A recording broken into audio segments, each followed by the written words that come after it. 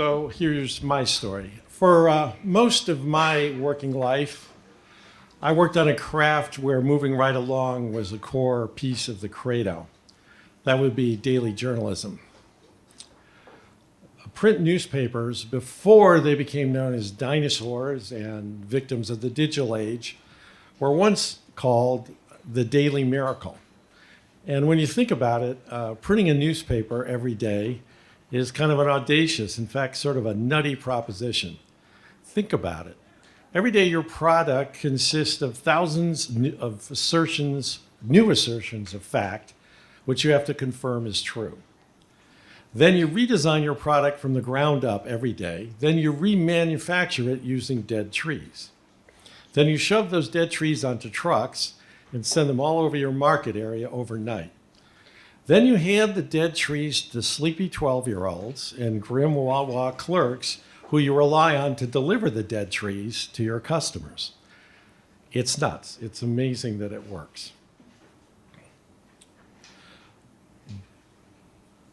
But I worked, there are times, though, and the story I want to tell you tonight is about a time that moving right along wasn't enough. And the newspaper where I worked faced the possibility that it was going to have to cancel the Daily Miracle. I want to tell you about the night that the manhole covers flew into the sky in Easton, Pennsylvania. Now, Easton, Pennsylvania, if you don't know it, is a city of about 28,000, about 70 minutes from where we're standing here tonight. And its daily newspaper is called The Express. And back on this night, which was in the mid-1980s, I was the Metro editor of the paper. It was a Friday, and I just finished one of my usual 12-hour shifts on a Friday. Had just gotten home and was sitting exhausted and grateful on the living room couch holding my baby daughter. And of course, the phone rang, and it was a panicked colleague. "Chris, you got to get back in there right now."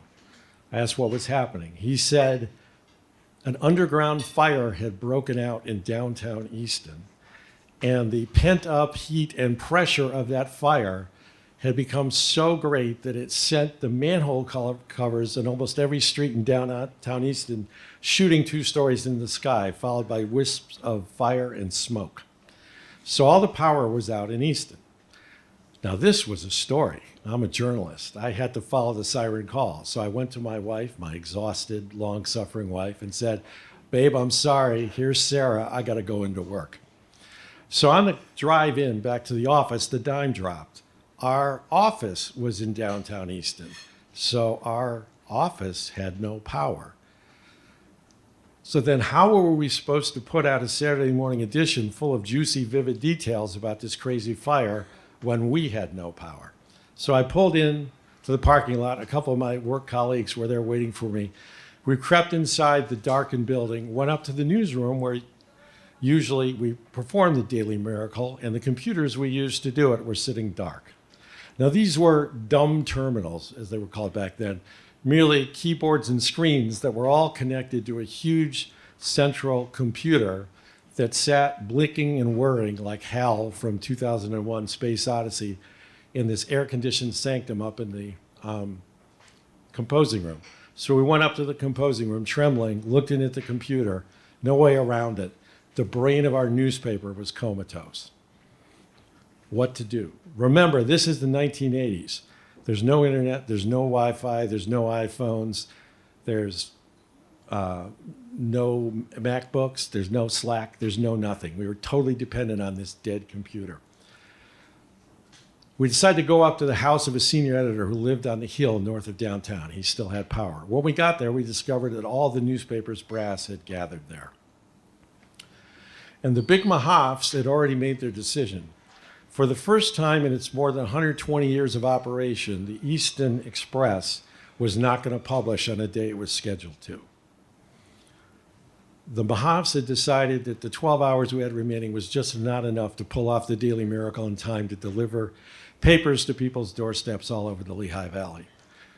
We, from the newsroom, were appalled. And we invoked the spirit of Ruth Garris, who was the little 4'8" Pennsylvania Dutch grandmother who was our newsroom receptionist. And we quoted to the Mahafs Ruth Garris's favorite phrase. We told them, balls on that shit.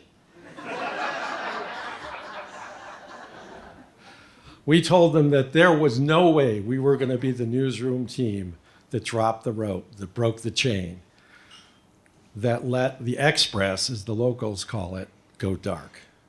So we gathered with that senior editor in his dining room, and we MacGyvered as frantically as we could to try to come up with a way to print a newspaper when its printing press was paralyzed. Now, that senior editor had a really deep, resonant voice, which he often deployed as the lead in community theater musicals. And after a few minutes, his voice rose across the room towards the couch where our bosses were quietly composing their note of surrender. And he said, "Gentlemen, we are going to publish, damn it. My guys have figured it out. Here's what we're going to do."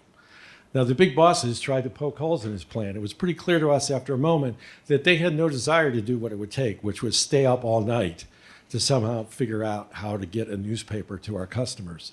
So we glared at them, we swore at them, we shamed them, and eventually they folded. They agreed to scramble the jets with us.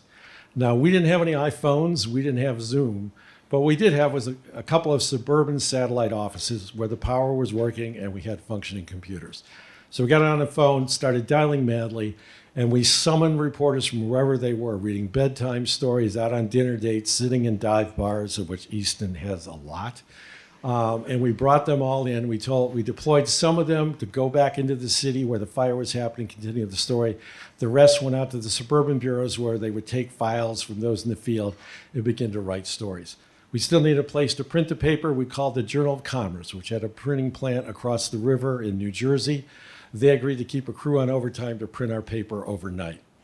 We sent a delegation back to the darkened building to pick up all the advance pages that we'd done that afternoon, the want ads, Dear Abby, the horoscope, the comics, and drag them over to the Journal of Commerce.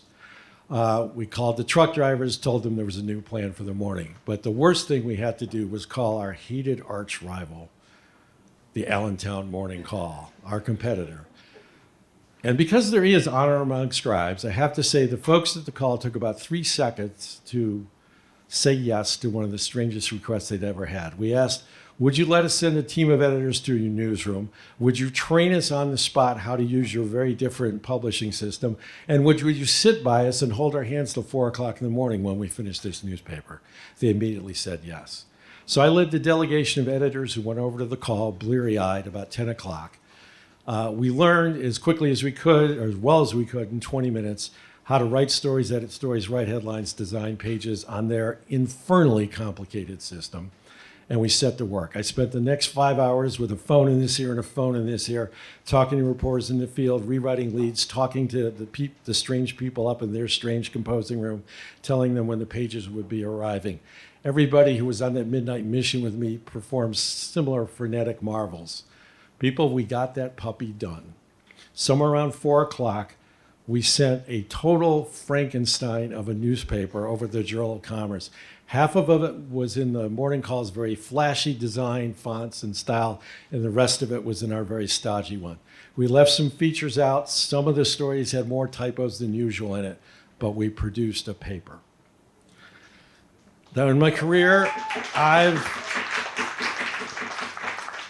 we fulfilled the pledge. We kept the chain unbroken. Now, in my career, I've had the chance to cover big breaking news stories, 9/11, Challenger, the Heinz plane crash, unfortunately, the collapse of the Salvation Army building.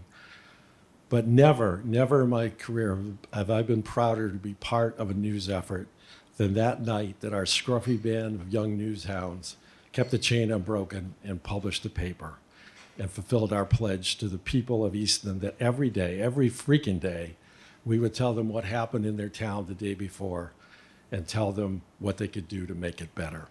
I have a coded to the story. I remember this was a Friday. So on Saturday, I was scheduled to work and go in and help put out our Sunday paper. The power was back on, so I went home about 7 o'clock, took a nap for an hour, took a shower, and was back at my desk at 9 o'clock. Immediately, the phone rang. It was a reader. Now, if you know anything about Easton, Eastonians love to call up the Express and tell us what we did wrong the day before. So I answered the phone with trepidation, And the gentleman said, "Hey, I just wanted to tell you I really love that new design you put out with your paper today." I didn't have the heart to tell him that it was merely a freak of fate, and that the next day, when his paper landed on his desk, moving right along, it would be the same old Express he'd been used to for years. Thank you very much.